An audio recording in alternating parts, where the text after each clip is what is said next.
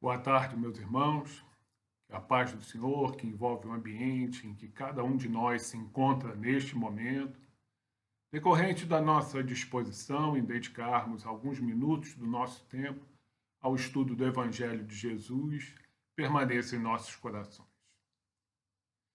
Não obstante os muitos anos a que temos colaborado, trazendo a nossa contribuição com os estudos acerca da nossa doutrina espírita e do Evangelho de Jesus, desenvolvidas no Grupo Espírita André Luiz, poucas vezes sentimos o peso de nossa responsabilidade como na tarde de hoje. Isto porque a tarefa que nos cabe realizar se reveste de uma importância quase que sublime, na justa medida em que nos cabe fazer a mais nobre de todas as homenagens, celebrando o dia daquela que não apenas nos trouxe ao mundo, dando-nos a oportunidade da vida, o bem mais precioso que possuímos, mas também e principalmente nos cumulou com suas bênçãos de carinho e de amor, nos preparando para trilhar os caminhos dessa vida com a qual nos presenteou, as nossas mães. E logo nas primeiras meditações que fizemos, com o intuito de traçarmos o esboço dessa homenagem tão especial, recordamos quase que imediatamente daquelas singelas homenagens que fazíamos quando ainda crianças, nos tempos de escola, entregávamos às nossas mães alguma lembrancinha feita com as nossas próprias mãos, recitando um curto soneto exaltando o seu amor e os seus cuidados para conosco. Se neste momento não podemos oferecer a singela lembrancinha feita à mão a cada uma das mães que nos escutam, podemos pelo menos começar a nossa homenagem não apenas com um pequeno soneto, mas com um poema completo, não de nossa autoria, mas nos valendo da genialidade do grande poeta mineiro Carlos Drummond de Andrade, nos versos que denominou Para Sempre. E o poeta nos fala: por que Deus permite que as mães vão-se embora? Mãe não tem limite? É tempo sem hora? Luz que não se apaga quando sopra o vento e a chuva desaba. Veludo escondido na pele enrugada. Água pura, ar puro, puro pensamento. Morrer acontece com que é breve e passa sem deixar vestígio. Mãe, na sua graça, é eternidade. Por que Deus se lembra, mistério profundo, de tirá-las um dia? Fosse eu, rei do mundo, baixava uma lei. Mãe não morre nunca. Mãe ficará para sempre junto do seu filho. E ele, velho embora, será pequenino feito grão de milho. Se nesses lindos versos de Drummond há quem encontre uma queixa contra o Criador, nós não vemos assim, antes considerando as suas referências ao Pai como aquilo que costumamos chamar de uma licença poética. Desta forma, essas referências não se constituiriam em verdadeira queixa, uma vez que Deus representa para todos nós a misericórdia infinita e a justiça perfeita. Mas sim uma figura de linguagem que tem por objetivo maior a demonstração de como é doída a despedida de nossas mãezinhas e como nós nos sentimos, né, com a sua ausência em nossa vida cotidiana. E essa é uma verdade inquestionável. Somente quem já passou pela desencarnação de seus pais, em especial de sua mãe, é capaz de aquilatar a sensação de vazio e desamparo a que somos acometidos. Por mais velhinhos que eles estivessem, por mais que o desgaste de sua estrutura física, provocado pelo passar dos anos, tenha afetado a sua plena lucidez, somente o fato de não podermos mais contar com a segurança e o aconchego de um simples abraço ou de um toque carinhoso nos remete à sensação de perda de nossas bases mais sólidas. É como disse o poeta mineiro, e o filho, velho embora, se sentirá pequenino feito grão de milho. Mas vamos voltar ao nosso objetivo principal da tarde de hoje, configurado na nossa homenagem a todas as mães. E desde já, posso adiantar que a nossa intenção ao realizar esta homenagem é a de integrar o trabalho de estudo da doutrina espírita e do Evangelho de Jesus, realizado diuturnamente no GEAL, com a homenagem em si, concentrando os nossos comentários nas passagens evangélicas que envolvem mães. São as chamadas mães do Evangelho. Para tanto, vamos recordar alguns textos evangélicos que nos trazem importantes episódios envolvendo a figura de mães. Porém, antes de nos concentrarmos nas mães do Evangelho, até por uma questão de justiça, vamos fazer uma rápida citação a alguns personagens de mães que encontramos nas narrativas do Velho Testamento. No livro da Gênesis, por exemplo, encontramos o relato da vida de Eva. E nessa interessante alegoria da criação do mundo, ela nos foi apresentada como a primeira mulher e, por via de consequência, a primeira mãe. Mas este personagem pode nos ajudar a fazer uma importante reflexão. Nessa condição de primeira mulher e de primeira mãe, ela deve ter passado por grandes dificuldades na maternidade, por absoluta falta de experiência própria ou de outras mulheres que poderiam lhe passar a sua experiência pessoal.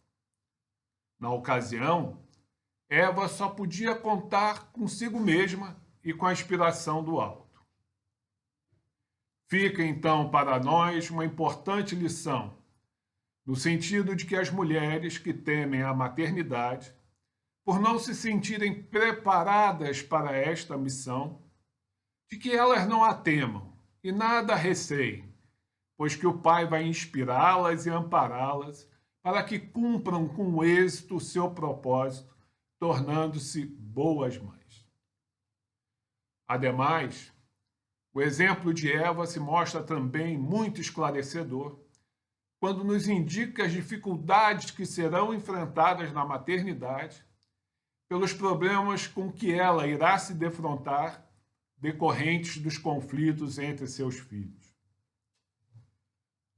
Podemos citar também o caso de Sara, esposa de Abraão, que, muito embora tenha se deixado levar pela ansiedade de gerar descendência para o seu marido, recorrendo ao concurso de Agar nesse sentido, acabou por receber ela mesma a bênção da maternidade, apesar de sua esterilidade e de sua idade avançada. Há ainda o caso de Ana, outra mulher atormentada pelo drama da esterilidade, que à época era considerada como um castigo de Deus. Ana nunca desistiu de ser mãe, e em sua famosa oração feita ao Pai, prometeu que, se fosse atendida em seu anseio de gerar um filho, o consagraria a Deus. Suas preces foram ouvidas e ela deu à luz a um menino, a quem chamou de Samuel, e que viria a se tornar um dos grandes profetas do povo judeu. E por fim, lembramos de Joquebede, mãe de Moisés, que tomou a atitude desesperada de arriscar a vida de seu filho, deixando-o em uma cesta à beira do rio Nilo, como forma de escapar da morte certa, em face da ordem do faraó do Egito, provavelmente Sete I, para que seus soldados matassem todos os primogênitos do povo hebreu. Sua atitude acabou por salvar a vida da criança, que acabou se tornando no grande libertador e legislador do povo hebreu, conduzindo-o à terra prometida. Feitas estas breves recordações de mães do Velho Testamento, vamos então nos concentrar nas mães do Evangelho, começando com o famoso episódio do filho da viúva de Naim. Inicialmente, vale destacar que desde os tempos mais remotos já havia uma grande preocupação com as viúvas e com os órfãos. Na lei antiga, a lei do Antigo Testamento, existiam muitas recomendações para que o povo cuidasse da provisão e das necessidades das viúvas e dos órfãos, e também de sua segurança. Somente no livro do Deuteronômio existem 10 recomendações em favor das viúvas. E no livro do Êxodo há a seguinte citação de Deus: não prejudiquem as viúvas e nem os órfãos, porque se o fizerem e eles clamarem a mim, eu certamente atenderei o seu clamor. E Jesus, que não veio destruir a lei, e sim dar-lhe seguimento, também foi ao encontro das viúvas de seu tempo, trazendo sustento e consolo. De acordo com a narrativa constante do capítulo 7 do Evangelho de Lucas, o mestre havia deixado a cidade de Cafarnaum, a cidade escolhida por ele mesmo como a base a partir da qual desenvolveria o seu apostolado, para seguir rumo à cidade de Naim. Esta cidade, na verdade, uma pequena vila, que ainda existe nos dias de hoje, com o mesmo nome, porém quase em ruínas, ficava a sudeste de Nazaré, a uma jornada de cerca de 7 horas de Cafarnaum. E ao chegar à porta da cidade, Jesus, que seguia acompanhado de seus discípulos e de uma grande multidão, vai se deparar com um cortejo fúnebre. O féretro de um rapaz, filho único de uma mãe viúva. O costume da época prescrevia que o defunto fosse conduzido para o sepultamento por meio de uma espécie de padiola coberto apenas com um lençol. Os judeus, sempre tão ciosos da preservação de suas tradições, mantêm as prescrições estabelecidas para o sepultamento quase inalteradas até os dias de hoje. O preceito é: assim como veio, assim deve ir. E então, assim como ao nascer a criança é imediatamente lavada e entra neste mundo limpa e pura, também aquele que parte deste mundo deve ser limpo e purificado através de um ritual religioso chamado Taharat. Este ritual é realizado pela Shevra Kadisha, algo assim como sociedade funerária, e é realizado de forma voluntária por judeus instruídos nos deveres tradicionais, que além de lavarem o corpo físico, preparando-o para o enterro, recitam preces pedindo perdão a Deus pelos pecados que o falecido possa ter cometido, purificando assim a sua alma. Vale destacar que o falecido é vestido apenas com uma espécie de mortalha branca, que serve para demonstrar que, ricos ou pobres, todos são iguais perante Deus. Mas é então que Jesus, vendo-se diante daquela cena e profundamente compadecido com o sofrimento daquela viúva, se dirige a ela e lhe diz: não chores. Podemos imaginar facilmente a perplexidade da viúva diante daquelas palavras de Jesus. Como não chorar? O meu filho, o meu tesouro, tudo o que me restou após a morte de meu marido, o meu consolo e a minha alegria também se foi. O mestre, então, faz com que parem o cortejo, tocando no esquife, e com uma simples ordem, quando disse: Jovem, eu lhe digo, levanta-te. Aquele que estivera morto despertou e quase que imediatamente se sentou e começou a falar. Em seguida, num gesto de suprema bondade, Jesus entrega o rapaz à sua mãe, deixando todos aqueles que assistiam à cena completamente perplexos. Trata-se, de fato, de uma linda passagem de Jesus, mas a despeito da misericórdia e da beleza que caracterizam esta ação do Mestre, ocasião em que ele deixou mais uma vez patente a grandeza de seu espírito, além de sua imensa capacidade de realizar verdadeiros prodígios, nós podemos constatar como ele se compadecia e como ele era misericordioso para com o sofrimento das mães.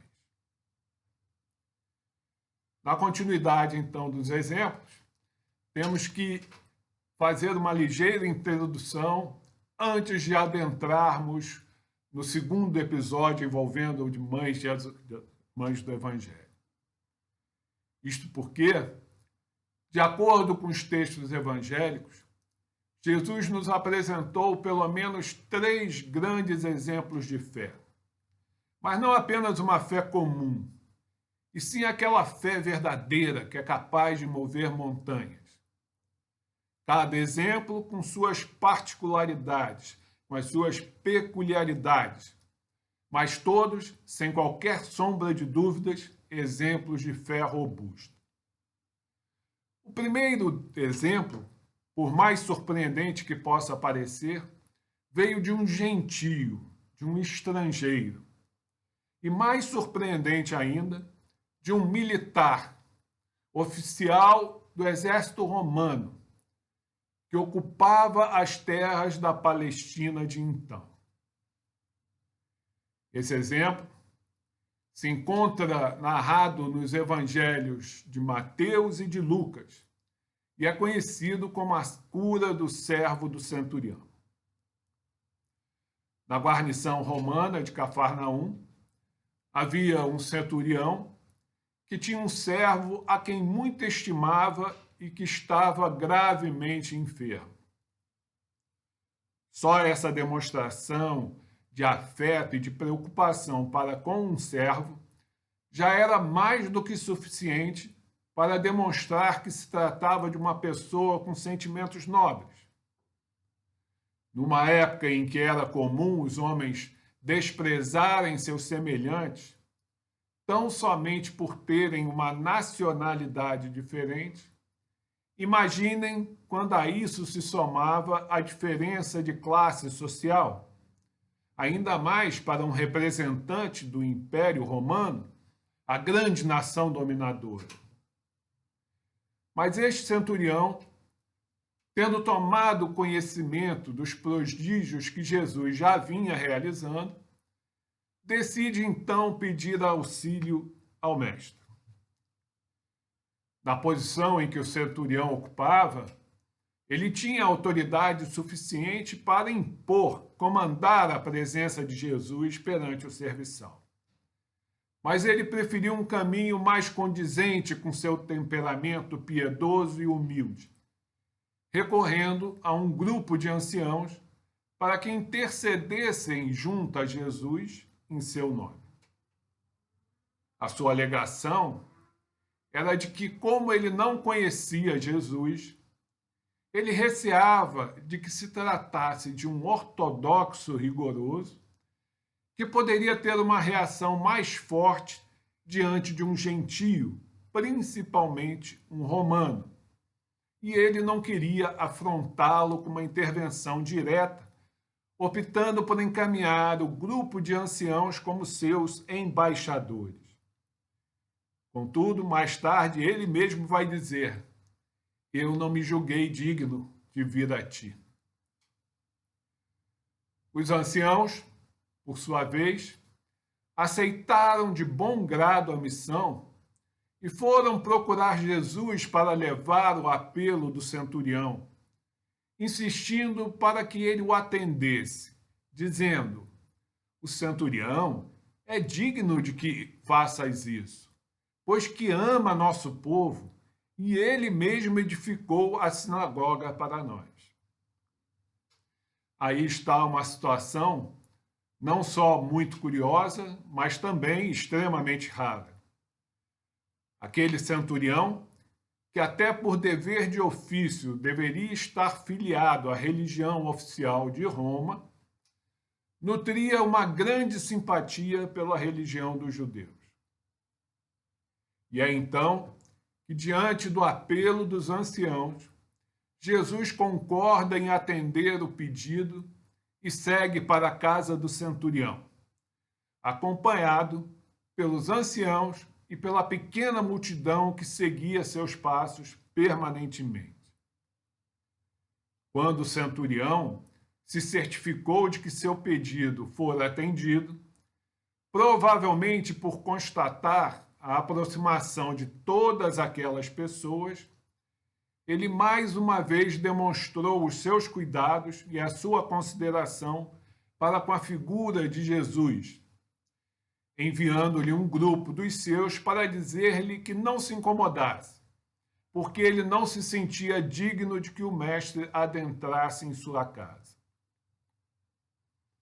Na verdade, o centurião tinha pleno conhecimento de que se um judeu entrasse na casa de um gentio, ou até mesmo mantivesse uma conversação com um gentio, ele ficaria ritualmente impuro, o que lhe obrigaria à realização de uma série de ritos de purificação. Como ele não queria gerar qualquer transtorno, ele optou por comunicar-se através de intermediários. No entanto, a atitude do centurião não demonstrava apenas os seus cuidados e a sua atenção para com Jesus, configurada na tentativa de evitar quaisquer transtornos ao mestre, mas demonstrava, sobretudo, que ele sabia ser dispensável a presença física de Jesus ao lado do enfermo para que este se curasse. Esta certeza fica evidente quando ele pronuncia uma frase cujo verdadeiro sentido vem passando quase despercebido pela maioria dos cristãos quando diz: mas fala ao verbo e o meu criado ficará são. E Jesus se admira profundamente, pois nem entre os seus compatriotas encontrara um conhecimento tão vasto e tão exato. E é então, sentindo uma extraordinária empatia por aquele centurião, que o compreendia tão bem, declara para a multidão: eu vos afirmo que nem mesmo em Israel encontrei tão grande fé, após o que se constatou a cura do servo.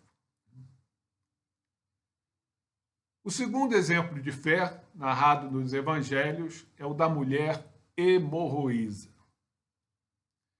Nesta ocasião, o mestre voltava para Cafarnaum de barco, vindo de Gerasa, aonde promovera a cura de um obsidiado, e ao chegar na outra margem do lago de Genezaré, aguardava-o grande multidão.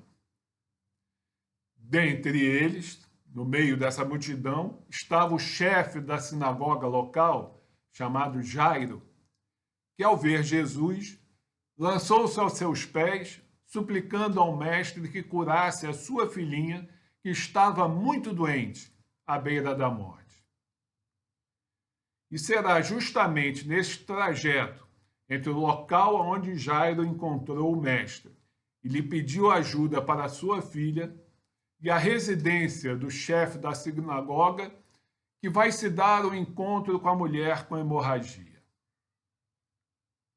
De acordo com a narrativa, aquela pobre mulher sofria com um problema de hemorragia já havia 12 anos.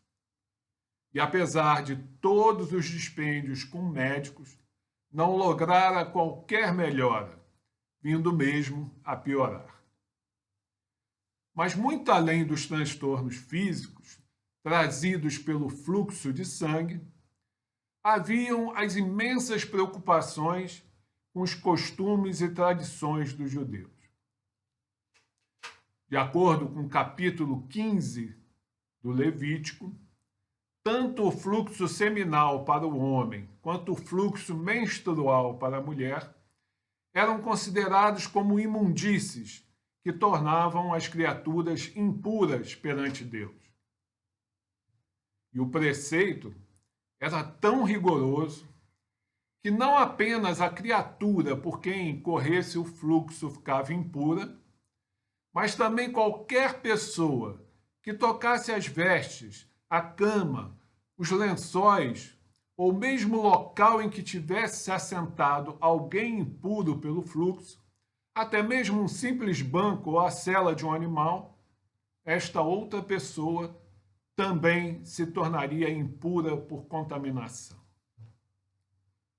Portanto, é muito fácil compreendermos o drama daquela mulher, que além de sofrer os tormentos do mal que lhe afligia, ainda tinha que escondê-lo a todo custo de todos que a cercavam, para que não fosse considerada como uma fonte permanente de contaminação e impureza para todos aqueles que tivessem contato com ela. E é então que a mulher, ao tomar conhecimento dos prodígios que Jesus já vinha realizando, se enche de fé e de coragem e parte resoluta em busca do Mestre, levada por uma certeza intuitiva de que se ela o tocasse, ainda que fosse na ponta do seu manto, ela conquistaria a cura para seus males. E, de fato, ao encontrar Jesus a caminho da casa de Jairo, ela se esgueira por entre a multidão, se aproxima do Mestre, e ao tocar o manto de Jesus, ela sente de imediato a transformação em seu organismo físico, mediante a interrupção instantânea do fluxo de sangue, sobrevindo a certeza de que havia se curado. Ocorre que no mesmo instante em que seu manto fora tocado pela enferma, Jesus sente que de seu corpo haviam partido os fluidos magnéticos curativos, que nos textos evangélicos são citados como os poderes do Mestre, que foram atraídos ou até mesmo sugados pelo imã da fé poderosa daquela mulher. Reparem que o processo desta cura se deu de forma diferente de outros episódios.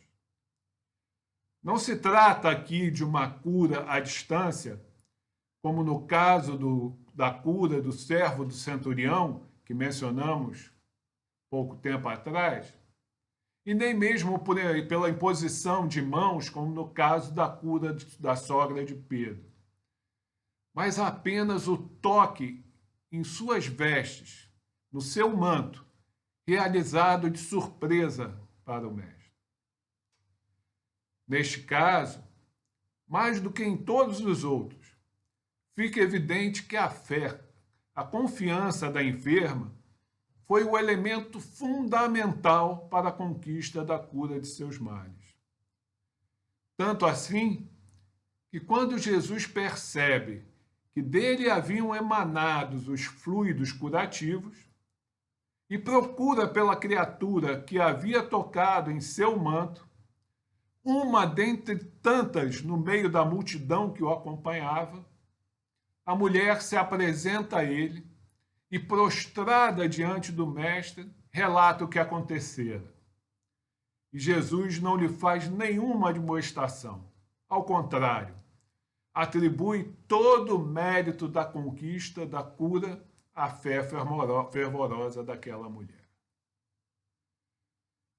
Feitos essa pequena introdução, com os dois outros exemplos de fé, vamos chegar finalmente ao terceiro exemplo de fé, narrado nas narrativas evangélicas, que é justamente um daqueles episódios que escolhemos para compor a nossa homenagem às mães.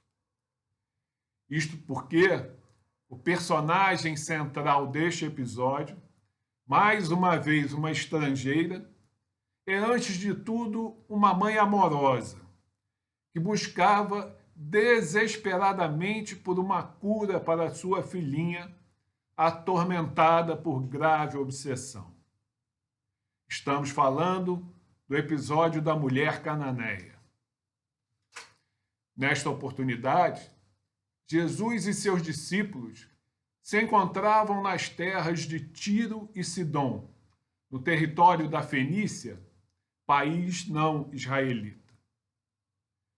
No entanto, a fama de Jesus já chegara até aquela região, localizada além das fronteiras da Judéia e da Galiléia, tanto assim que no capítulo 3 do Evangelho de Marcos há uma referência a peregrinos vindos justamente dessa região à procura de Jesus. E as narrativas nos dão conta de que naquele local Jesus foi procurado por uma mulher cananeia que lhe suplicou: "Compadece-te de mim, Senhor. Minha filhinha está terrivelmente obsidiada."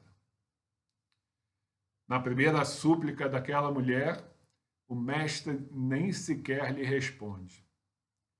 E a mulher então insiste, levando seus discípulos a intercederem, mas não para que Jesus a atendesse, e sim para que ele a despedisse, porque ela estava gritando atrás deles. E é então que o mestre dá uma resposta surpreendente ao dizer: "Fui enviado somente para as ovelhas perdidas da casa de Israel." Como poderia ser assim, se a mensagem do Evangelho tinha caráter universal e estava aberta para todos os que abrissem seus corações para ela? Resistindo ao silêncio inicial, resistindo àquela resposta surpreendente, a mulher insiste, pedindo a Jesus: "Socorrei-me, Senhor." A confiança permanecia sólida, inabalável. Ao que Jesus oferece uma segunda resposta tão surpreendente quanto a anterior. Uma resposta que, por si só, seria capaz de abalar a confiança de qualquer um, capaz de derrubar qualquer esperança, quando diz: "Não é bom dar o pão das crianças para os cachorrinhos." Mas a mulher, vencendo a terceira negativa, numa demonstração de humildade sincera, verdadeiramente exemplar, se aproxima ainda mais do mestre e responde a Jesus com uma belíssima figura quando diz: "Mas os cachorrinhos, debaixo da mesa, podem comer as migalhas que as crianças deixarem cair." Impossível resistir mais. A humildade vencera. A mulher resistira a tudo, desde o silêncio até a recusa mais forte. E Jesus então lhe responde: "Mulher, grande é a tua fé. Seja feito como tu queres." E a partir daquele momento, sua filha foi curada. A princípio, a atitude de Jesus para com aquela mulher nos parece um tanto incompreensível. Logo ele, que estava sempre pronto a atender a alguma necessidade, antes mesmo que o pedido lhe fosse feito, como no caso da viúva de Naim, que vimos também pouco tempo atrás, agora ele nos parece ser indiferente e até mesmo um pouco rude com as súplicas de uma mãe. Há quem diga que o mestre estava colocando a fé daquela mulher à prova. Mas nós sabemos que ele não precisava de qualquer prova, pois ele, mais do que ninguém, sabia ler o coração das pessoas, enxergava o potencial de cada indivíduo.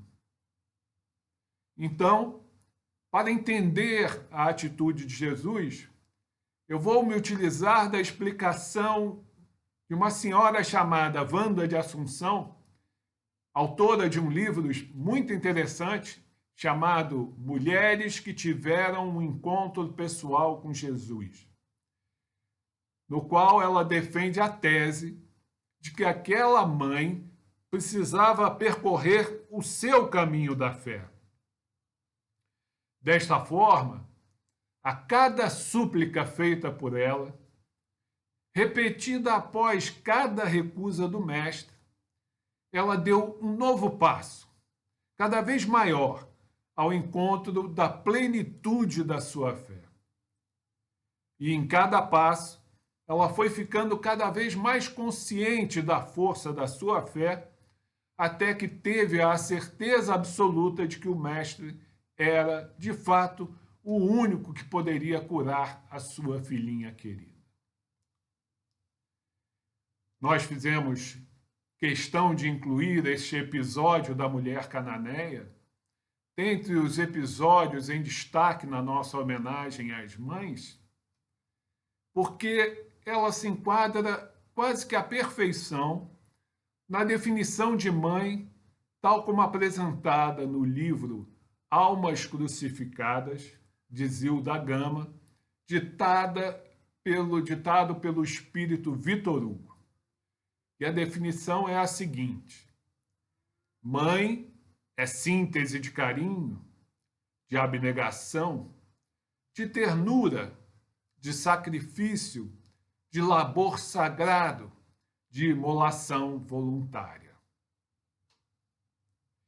E vocês hão de concordar comigo que essa mulher representa todas essas qualidades.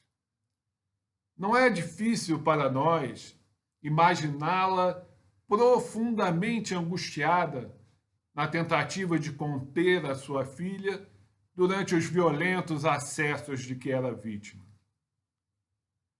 Ou imaginá-la no seu desvelo, ao cuidar com todo carinho daquela menina, nos fugazes momentos de repouso, quando, apesar do sono convulso, ela poderia secar os seus copiosos suores e cuidar de suas feridas. Podemos também imaginar quanto sacrifício e quanta abnegação durante os anos de enfermidade da criança, até que a solução para todos os males surgiu na sua cidade, na figura de Jesus. Sim, meus irmãos, esta mulher cananeia representa todas as virtudes elencadas na definição apresentada por Vitor Hugo, virtudes que podem ser resumidas em uma única palavra: amor. Na verdade, é isso que as mães representam, o amor. Mas um amor muito especial, diferente de qualquer outro, posto que é um amor muito mais forte, uma vez que é um amor verdadeiramente incondicional. As mães, via de regra, amam seus filhos independentemente de qualquer condição, de serem gordos ou magros, altos ou baixos, feios ou bonitos, inteligentes ou não, bons ou maus. Sim, porque a verdadeira mãe apoia incondicionalmente a seus filhos, mesmo que eles se desviem pelos caminhos do vício e do erro. Não para apoiá-los na sua ilusão e nos seus erros, mas na certeza de que, como os filhos de Deus, eles também trazem a centelha divina em seus corações, sendo, portanto, também perfectíveis, razão pela qual elas jamais desistem de resgatá-los de volta para o caminho do bem. Meus irmãos, ainda nos falta apresentar mais duas personagens de mães do Evangelho. A primeira delas, Isabel, esposa do sacerdote Zacarias, outra mulher atormentada pela esterilidade. Mas Deus lhe concedeu a bênção de gerar um filho, já em idade avançada, acabando com o que ela mesma chamou de seu opróbrio entre os homens. Vejam quão forte é a situação, porque esse termo opróbrio representa grave desonra, uma coisa muito forte. Então vejam como, para aquelas mulheres, a condição de esterilidade representava, de fato, um fardo muito difícil de carregar. Mas a felicidade de Isabel e de Zacarias foi, de fato, completa, porque não apenas tiveram a oportunidade de gerar um filho, que só isso já era todo o sonho daquele casal, mas principalmente porque tiveram a oportunidade de trazer ao mundo um espírito de escola, um espírito elevadíssimo que chegava à Terra com uma missão mais do que especial.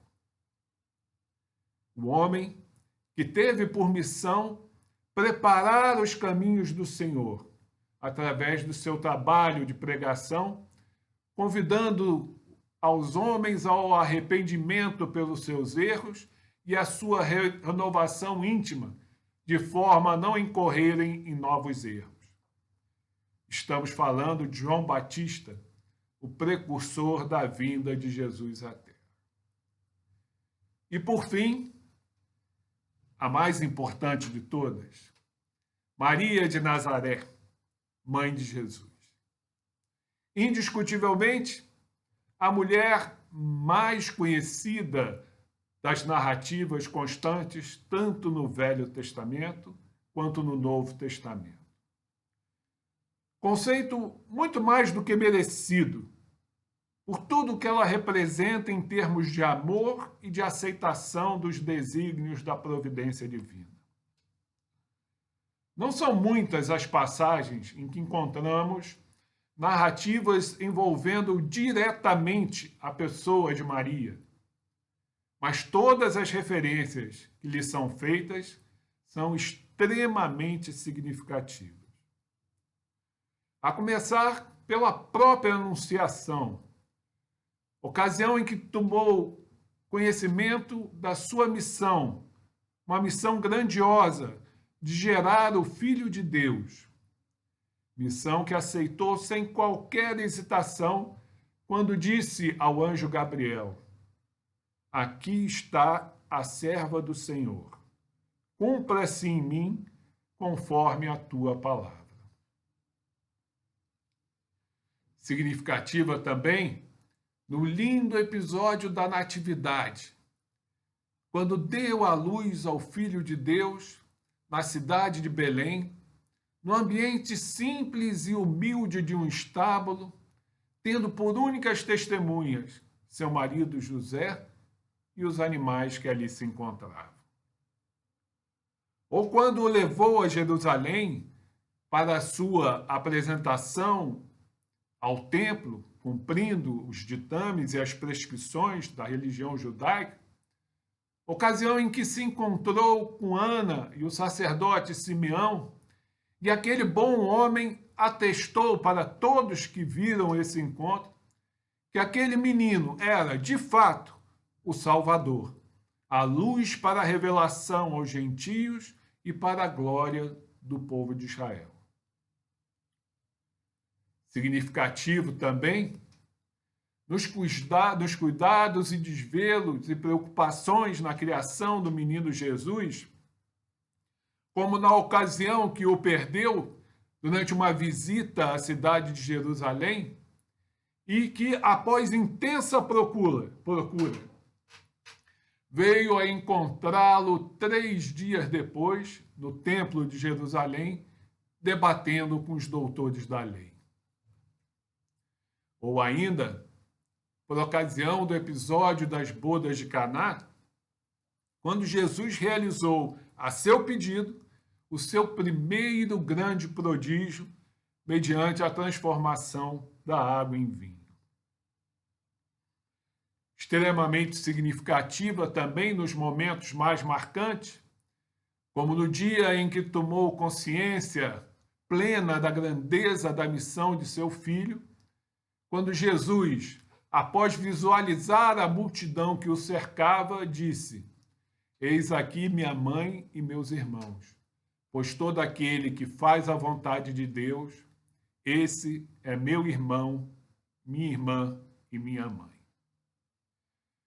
Ou nos momentos de dor extrema, quando presenciou os suplícios e a execução de seu filho. Mas também nos momentos de grande alegria, com as notícias de sua ressurreição e depois no encontro que antecedeu a ascensão de Jesus aos céus. E foi justamente após a consumação desse desfecho final da missão de amor e de redenção para a humanidade do nosso Mestre Jesus, ocasião em que se consolidou definitivamente a sua condição de Cristo de Deus, que Maria também se elevou a uma nova condição. Por ser a mãe do mentor espiritual de toda a nossa humanidade, o espírito mais perfeito de que temos notícia, ela como que se tornou a mãe espiritual de todos nós.